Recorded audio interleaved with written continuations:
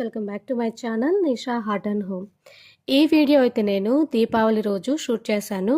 ఇంతకు ముందు ఉన్న పార్ట్ 1 వీడియో నా ఛానల్లో ఇప్పటికే ఉంది. ఎవరైనా చూడని వాళ్ళు ఉంటే తప్పక చూడండి.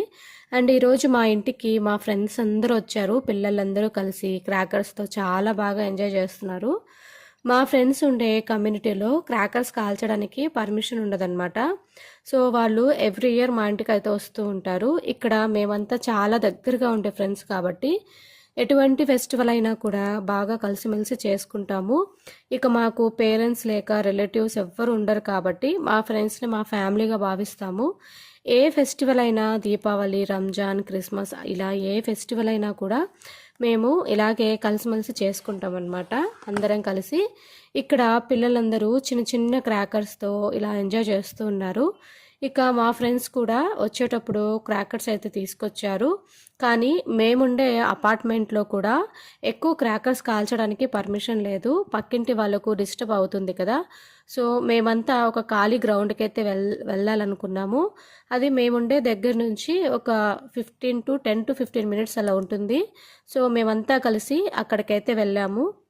అప్పటికే టైం అయితే 8:30 అలా అవుతుందన్నమాట. అప్పటికే చాలామంది అక్కడ క్రాకర్స్ కాలుస్తూ చాలా ఎంజాయ్ చేస్తున్నారు. మేము కూడా ఇక స్టార్ట్ చేద్దాము అనుకున్న లేకపోయి అక్కడికి పోలీస్ వాళ్ళు అయితే వచ్చారు. మాకైతే చాలా భయమేసింది. వాళ్ళు చెప్తున్నారు ఇక్కడ సౌండ్ పొల్యూషన్ వస్తుంది, పక్కన విల్లాస్లో ఉండే వాళ్ళకి ఇబ్బంది అయిపోతుంది, మీరు దయచేసి ఇక్కడి నుంచి వెళ్ళిపోండి, కాల్చకూడదని చెప్పారు. మేమేమనుకున్నామంటే వాళ్ళు కొద్దిసేపు ఉండి వెళ్ళిపోతారు కదా, సో మిగతా క్రాకర్స్ అన్నీ కాల్చేసి వెళ్ళిపోదాంలే అనుకున్నాము. కానీ వాళ్ళు మమ్మల్ని అందరినీ గ్రౌండ్ క్లియర్ చేయించి వాళ్ళు కూడా వెళ్ళిపోయారు. ఇక చేసేదేం లేక ఇంటికి వెళ్ళిపోదాంలే అనుకున్నాము. కానీ పిల్లలు చాలా డిస్టర్బ్ అయిపోయారు. సో మా ఫ్రెండ్స్లో వేరే వాళ్ళు చెప్పారనమాట, ఇక్కడ ఇంకా కొంచెం దూరంలో ఒక కమ్యూనిటీ ఉంది, సో అక్కడైతే వెళ్ళండి, అక్కడ కూడా కాల్చుకోవడానికి పర్మిషన్ అయితే ఉంటుంది, మీరు అక్కడికి వెళ్ళి ఒకసారి ట్రై చేయండి అని చెప్పారు. ఇక మేమంతా కలిసి అక్కడికైతే స్టార్ట్ అయిపోయాము. అది కూడా మేముండే దగ్గరలోంచి ఒక 5 to 10 మినిట్స్ డిస్టెన్స్లో ఉంటుంది. అక్కడికైతే మేము రీచ్ అయిపోయాము. అక్కడున్న వాళ్ళందరూ మన ఇండియన్సే. అందరూ ఫెస్టివ్ డ్రెస్సెస్ వేసుకొని మంచిగా సెలబ్రేట్ చేసుకుంటున్నారు. ఇక మేము కూడా అక్కడ క్రాకర్స్ అయితే స్టార్ట్ చేసేసామన్నమాట. ఇంకా కొద్దిసేపటికి మళ్ళీ ఒక పోలీస్ వ్యాన్ అయితే వచ్చింది. కానీ ఈసారి వాళ్ళు కేవలం వార్నింగ్ ఇచ్చి వెళ్ళిపోయారనమాట. ఇక మేమంతా అక్కడే ఎంజాయ్ చేస్తూ దీపావళిని కంప్లీట్ చేసుకున్నామన్నమాట. అండ్ అలాగే ఇక్కడ గవర్నమెంట్ ఎందుకు అంత స్ట్రిక్ట్‌గా ఉంటుందంటే దానికి ఒక రీజన్ ఉందండి.